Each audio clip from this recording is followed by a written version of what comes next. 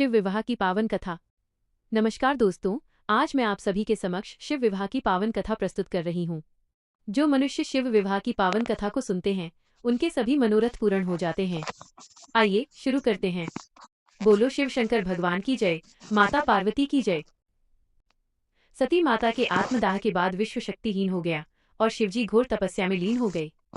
ब्रह्मा जी ने तारकासुर की तपस्या से प्रसन्न होकर उसे शक्तियां प्रदान की और वरदान दिया कि वे शिव के पुत्र के हाथों मारा जाएगा। अपनी शक्तियों का दुरुपयोग कर उसने त्रैलोक्य पर आधिपत्य जमा लिया।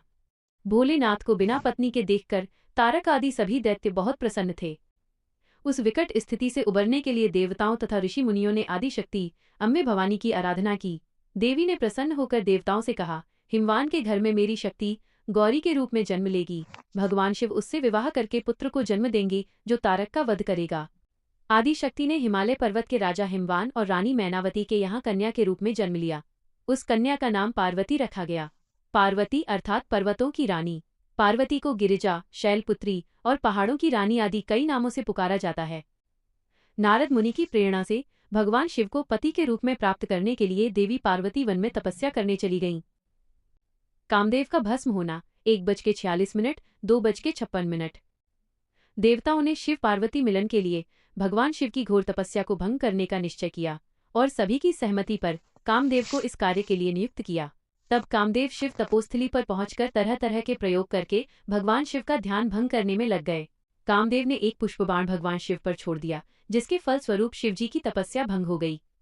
भोलेनाथ कामदेव पर क्रोधित हो गए और उनके क्रोध की अग्नि ने पल भर में ही कामदेव को भस्म कर दिया। देवता एक तरफ भगवान भोलेनाथ के फिर से जागृत होने पर खुश थे, लेकिन दूसरी तरफ अपने प्राणों का बलिदान देने वाले कामदेव पर दुखी थे। कामदेव की पत्नी रति अपने पति की भस्म को देखकर जोर जोर से विलाप करने लगी और भोलेनाथ से विनती करने लगी कि उसे उसका पति लौटा दें। तब भगवान शिव ने रति को यह आश्वासन दिया कि द्वापर युग में भगवान कृष्ण के पुत्र के रूप में कामदेव पुनः जन्म लेंगे। पार्वती की कठोर तपस्या और महादेव की परीक्षा 2:56, 7:23। उधर शिव को पति रूप में पाने के लिए माता पार्वती ने बहुत कठोर तपस्या की। उन्होंने 1000 वर्ष तक कंदमूल और फलों का, 100 वर्ष तक केवल शाक का आहार किया, कुछ दिन तक हवा तथा पानी से ही गुजारा किया और कुछ दिन हवा और पानी को भी त्याग दिया। फिर पुनः वृक्ष से गिरी हुई बेल की सूखी पत्तियां खाकर 3000 वर्ष व्यतीत किए।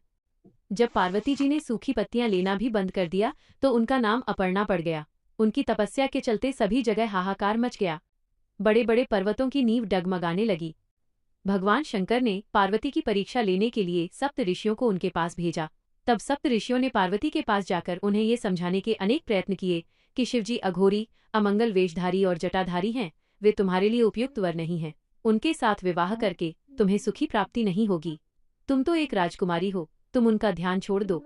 परंतु पार्वती अपने विचारों में दृढ़ रहीं। उनकी दृढ़ता को देखकर सप्त ऋषि अत्यंत प्रसन्न हुए और उन्हें सफल मनोरथ होने का आशीर्वाद देकर भोलेनाथ के पास वापस आ गए। सप्त ऋषियों से पार्वती के अपने प्रति दृढ़ प्रेम का वृतांत सुनकर भगवान भोलेनाथ प्रसन्न हुए। इसके बाद भी महादेव एक बार अपने आप से पार्वती के मन को परख लेना चाहते थे।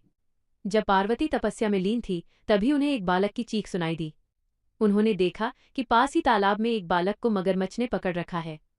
बालक ने माता से अपनी रक्षा की गुहार लगाई। उस बालक की पीड़ा को देखकर पार्वती जी का मन भर आया। उन्होंने मगरमच्छ से प्रार्थना की कि इस बालक को छोड़ दो।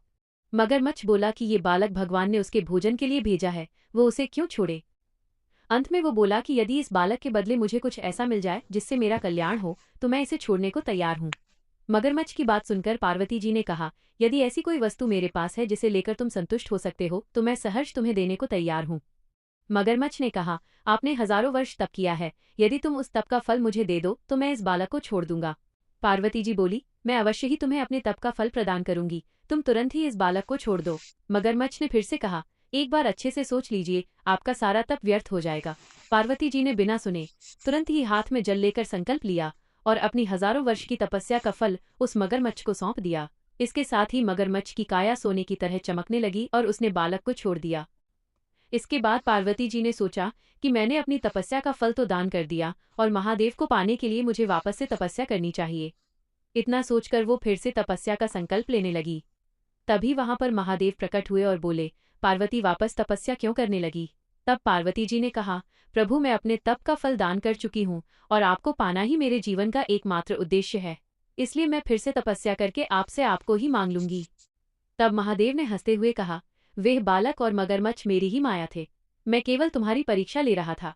मैं तुमसे पूरी तरह संतुष्ट हूँ, अब तप छोड़ो और विवाह की तैयारी करो। और इस तरह अपनी कठिन तपस्या और सरल मन के बल पर पार्वती जी ने भगवान शिवशंकर को प्रसन्न कर दिया और उनके जीवन में एकाकार हो गई। बोलो भोलेनाथ की जय, माता पार्वती की जय। विवाह समारोह और विदाई 7:30 दोपहर के 2:19। फिर सप्त ऋषियों ने शिवजी और पार्वती जी के विवाह का लगन मुहूर्त निश्चित किया। अब शादी की तैयारी जोरों शोरों से शुरू हो गई। चूंकि भगवान भोलेनाथ एक तपस्वी थे और उनके परिवार में कोई सदस्य नहीं था, इसलिए भगवान शिव ने अपने साथ डाकिनियां, भूत प्रेत और चुड़ैलों को साथ ले जाने का निर्णय किया। तपस्वी होने के चलते भगवान शिव इस बात से अवगत नहीं थे कि विवाह के लिए किस प्रकार से तैयार होते हैं, तो डाकिनियों और चुड़ैलों ने उन्हें भस्म से सजा दिया। शिव और पार्वती का विवाह बहुत ही भव्य पैमाने पर हो रहा था। उनकी शादी में बड़े से बड़े और छोटे से छोटे लोग शामिल हुए। सभी देवता तो वहां मौजूद ही थे, साथ ही असुर भी वहां आए। शिव भगवान पशुपतिनाथ हैं, अर्थात सभी जीवों के देवता हैं, तो सारे जीव जंतु, कीड़े मकोड़े आदि उनकी शादी में उपस्थित हुए। यहाँ तक कि भूत, पिशाच और विक्षिप्त लोग भी उनके विवाह में अतिथि बनकर पहुंचे। जब ये अनोखी बारात पार्वती जी के द्वार पर पहुंची तो सभी देवता हैरान रह गए। सभी बाराती विचित्र वेशभूषा धारण किए हुए थे, कुछ के तो मुख ही नहीं थे और कुछ के मुख ही मुख थे। उनके बीच में भगवान भोलेनाथ गले में सर्पमाला धारण करके वहां पधारे। द्वार पर पहुंचते ही शिवजी भगवान से शगुन मांगा गया। तब शिव बाबा ने पूछा कि शगुन क्या होता है। तब वहां उपस्थित एक जन ने कहा, आप अपनी कोई प्रिय वस्तु दान में दीजिए। तब शिव शंकर भगवान ने अपने गले से सर्प उतारा और उस स्त्री के हाथ में रख दिया जो शगुन मांग रही थी। वह स्त्री वहीं पर मूर्छित हो गई। इसके बाद जब महादेव जी को भयानक भेष में देखा तो स्त्रियों के मन में भारी भय उत्पन्न हो गया। वे सब डर के मारे महल में घुस गई और शिवजी भगवान जनवासे में चले गए। रानी मैना, पार्वती की माता, ने कहा, मैं इस भेष में अपनी बेटी का विवाह शिव से नहीं कर सकती। स्थिति को बिगड़ता हुआ देखकर पार्वती जी भगवान शंकर के पास गई और उन्हें निवेदन किया, हे भोलेनाथ, मुझे आप सभी रूप में और सभी वेश में स्वीकार हो, लेकिन हर माता पिता की इच्छा होती है कि उनका दामाद सुंदर हो। तभी वहां पर विष्णु जी आ गए और उन्होंने पार्वती जी से कहा, आप चिंता मत करें, आज जो शिव शंकर भगवान का रूप बनेगा उसे देखकर सभी दंग रह जाएंगे। आप ये जिम्मेदारी मुझ पर छोड़िए। तब भगवान विष्णु ने शिवजी भगवान का सुंदर श्रृंगार किया और सुंदर वस्त्र पहनाए। करोड़ों कामदेव को लज्जित करने वाले भगवान शिव के इस रूप को विष्णु जी ने चंद्रशेखर नाम दिया। बोलो चंद्रशेखर भगवान की जय, पार्वती मैया की जय। भगवान शंकर का ये अलौकिक रूप देखकर सब लोग उनकी जय जयकार करने लगे। पार्वती जी की सखियां मंगल गीत गाने लगीं। फिर भगवान शिव और माता पार्वती के फेरों की शुभ वेला शुरू हुई। शंकर जी और मां गौरी फेरों के लिए बैठ गए। पंडितों ने शंकर जी से कहा कि अब आप फेरों का संकल्प कीजिए। जैसे ही संकल्प लेने को तैयार हुए तभी पंडितों ने उनसे पूछा, आपका गोत्र क्या है। शंकर जी हैरान हो गए कि कैसे बताएं, मेरा क्या गोत्र है, कभी इस पर ध्यान ही नहीं दिया। सृष्टि के जन्म, पालन और संहार में ही लगे रहे। तब शंकर जी ने ब्रह्मा जी और विष्णु जी को देखा और वे सब हंसने लगे। तब पंडित जी समझ गए कि उनसे भूल हो गई है और उन्होंने फेरे करवाए और वहीं पर जयमाला की रस्म हुई। पंडित जी ने बारी बारी से फेरों के वचन सुनाए और शंकर भगवान और पार्वती जी ने पति और पत्नी धर्म का पालन करने के लिए सारे वचन भरे। विदाई की बेला 12:50, दोपहर के 2:19। फिर विदाई की बेला आ गई। पार्वती जी बारी बारी से अपने पिता और परिवारजनों के गले मिली। सबकी आंखें नम हो गईं। राजा हिमवान का तो रो रो कर बुरा हाल था। रानी मैना भी अपने आप को संभाल नहीं पा रही थी। इस विदाई की बेला में वो पार्वती जी को पकड़कर अलग ले गई और उन्हें घर संसार के लिए शिक्षाप्रद सीख देने लगी। उन्होंने पार्वती जी को पति धर्म और ससुराल धर्म की शिक्षा दी। रानी मैना ने कहा, आज से ससुराल ही तुम्हारा घर है, कभी भी अपने पति की अवहेलना न करना और हमेशा मिलकर चलना, घर में सभी बंधु बांधवों का सम्मान करना। अब तुम्हारा यही संसार है।